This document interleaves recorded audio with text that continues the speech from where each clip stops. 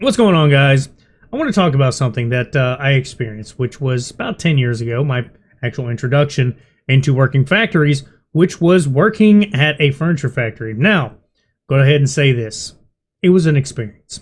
I enjoy the experience that I had. At the same time, it was terrifying. For a lot of people that don't know, at least around where I live, furniture factories is straight up prison. It is where like some of the most deranged people work, and you have to be pretty crazy to want to work for them because normally the pay is kind of shit, and everybody is either smoking or drinking. And yes, I was one of the ones drinking. It kept my body loose, so I really didn't feel the pain if something happened. And no, not my proudest moment, I will say. It was a stupid decision, but nonetheless, I was literally 21 and just getting introduced into the factory.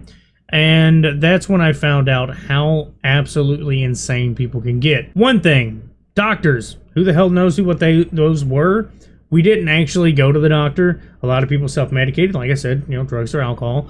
And it was so bad, there was a line. It was pretty infamous for getting done early. How they did it, we don't even know. But they were using, the furniture staples. And quick thing, if you don't know what a furniture staple is, basically, it's like just shooting a small nail into your hand. So basically what happened, they were, using these staples and they shot it in their hand. Now, like I said, they're like small nails. They're literally this big. They're double-sided, just like a literal staple. And that's what it is. It's just a giant, very painful staple to go in your hand. And what would they do? Claw hammer that thing out and just wrap it back up and go back to work. Why? Because it was a bigger issue to try to weigh the options on whether or not you would have to pass a piss test. And then sometimes they'd pay somebody. There was people that at my job, that's what they made extra money. You ever hear people that make decent money at like factories, at least where I work now, people have side hustles. They go, they go and work on cars, or they build computers, or they do car washes, stuff like that. Well, here the side hustle was either you were selling drugs or you were selling piss. I kid you not. People sold piss. And yeah, it was kind of weird because they would literally try to get a bottle, making sure it's as clean as possible. And there was only like 5 or 6 people that was able to sell their pee to these people. So like one person got hurt and he was going to have to piss test. So the guy's like, hey, it's my random, man, and I really got to pass this. He's like, all right, $80. It'd be $80 or $100. I mean, he was milking it because it was like $80 or $100 once a month or once every few months. And he'd pee in this giant bottle. I handed it to him, and he'd have to give it to him as fresh as possible, because when he peed in the cup, it had to be warm because they knew like something was wrong. Another thing, POs. If you don't know what that is, be happy, because that means you haven't committed a high enough crime or got a DUI. So in every area, every department, every group that we had one guy in every group that had a PO, whether he was on like a house arrest or an ankle monitor to monitor his position at all times, or they were a DUI delinquent and they literally were still having to go to a PO to let them know, hey, yeah, nope, I'm still doing good, not driving, not doing any of that because my license is revoked. Or they're literally on probation and they have an ankle monitor because, this job's the only place that would hire somebody that was at that level of felon. And then there was another thing. You'll see a bunch of people that are like hooked up to their monitors on like random points in the day. They will have to go sit next to a wall for like, I think it's like an hour. I might be a little wrong, but it's been 10 years. You got to forgive me. But like about an hour, they'll have to charge it up, and they'll keep them going for however long it does. Parking lot brawls.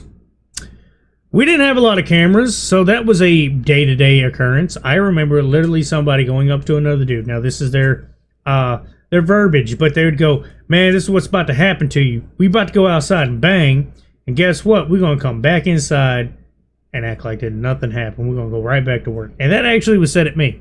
Why? Because I made a joke. So, quick reference, all their furniture comes in through interior docks, which I don't understand. But basically, it's a giant circle. So all the furniture is made, we'll say, on this left side. And there's this vehicle that comes around, picks everything up, comes this way, gets scanned in. Well, at the scan zone, I was doing my job. This was later in my quote-unquote career at that job, and I was doing back-of-house stuff. I was not a supervisor, right under supervisor, and basically all I did was shift furniture around and kept up with our inventory to make sure we had openings for all the new furniture being brought in or overstock. And then I would help our outbound people be able to know where all our stock is, just to make things rotate a lot quicker. Anyway, I'm in between some of our furniture, scanning stuff, trying to find specific items. And I hear, man, where am I going to put this? I said, up your ass. He took that very personal. And he straight up told me that he does not deal with that type of shit. And you don't talk to him like that. And he did say, if I had an issue, we can go outside, bang this out, and come back in like nothing happened. So yeah, basically, fights happen all the time. Now, some people are not going to understand this little part, but you know, some people drink every day. Well, there was also a mass drinking that would happen every Friday. Everybody would go down to this Mexican restaurant that was literally like 5 minutes from the plant. We would go over there, order a table for like 40 people or 30 people, and it would all be one circle, and they would get like 3 or 4 waiters and waitresses, take our orders, and we'd get beer. We would drink, eat, get done, because we had like roughly an hour if we played everything out right, because a lot of our higher-ups, there was only like 5. I kid you not, for a plant, there was like 5 managers, and they never really, policed us. So they'd be gone for 2 hours, and the plant wouldn't even really be running. We'd let stuff pile it up. It was pretty Wild West. But basically, we would come in just at the nick of time, come in and start our jobs up. So we had roughly an hour of lunch. If we were to see the bosses kind of squeeze away 5-6 minutes early, we would all run out to our cars, and as soon as we can see they made the corner, we're gone. Because they're going the opposite direction, and we're going back towards the town. We'd go in, go to the Mexican restaurant, sit down, eat. We already had reservations. And we would drink, come back, and half the plant was already either blitzed or completely drunk. And it was absolutely hilarious on Fridays. You had a whole group of people that were smoking and drinking throughout the whole week. Why? Because that's just how it was. And we were pretty notorious at our plant for, weed. And it would be so cloudy as far as smell. I'm just saying actual smell.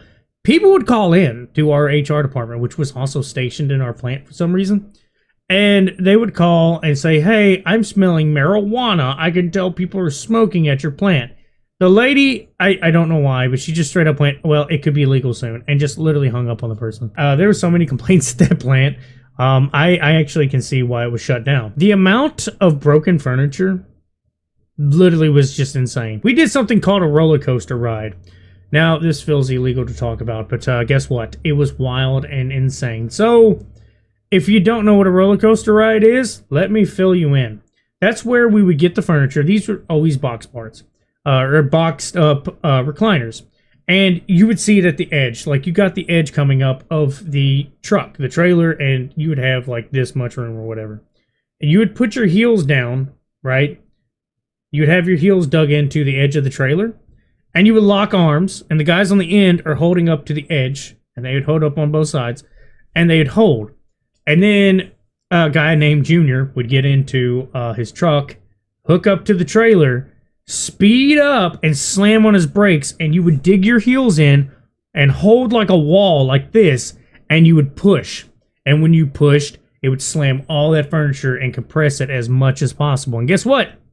You could fit the rest in there.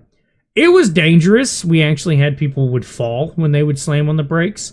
And, from a trailer down to the ground on a slope, I don't know if you know this, that's quite a fall. And it would happen pretty regularly, but everybody would just laugh. And surprisingly, we never had broken bones or any gashes or like busted heads. People just fall, laugh, and go right back to work. But yeah, this is just a small bit of working at a furniture factory. The amount of alcohol, drugs, fights, people getting fired right on the spot for drinking in the plant. We had a guy that walked around with his own cup, and he would like drink all the time. And he was getting real mouthy, and he called somebody the infamous B word, and I mean bitch. And there's a few words you don't call people that are really pouncy to fight, and that's calling them anything revolving being homosexual, or calling them a bitch. Those 2 words, or punk. Those words right there are fighting words. And he did, and that's what got him caught. The guy that was trying to, go after him was like, hey, man, smell that bitch's cup. It smells like alcohol. Guess what? That's what he did. He smelled the cup. He said, hey, man, this is yours? Oh, yeah, it's mine. Guess what? He said, yeah, you're fired. You could have just said it wasn't yours. It was that easy to get away with things at that factory. All you had to say, it was not yours. And they wouldn't even investigate it. They were just like, look, we can't afford to fire people. As long as you're moving furniture, I do not care. But yeah, guys, that's what it was like working for a furniture factory around the area I live in. Now, some of them are a little bit better than others. But pretty much a blanket area is drugs and alcohol is a big thing. But yeah, that's about all I got to say. Y'all have a good one.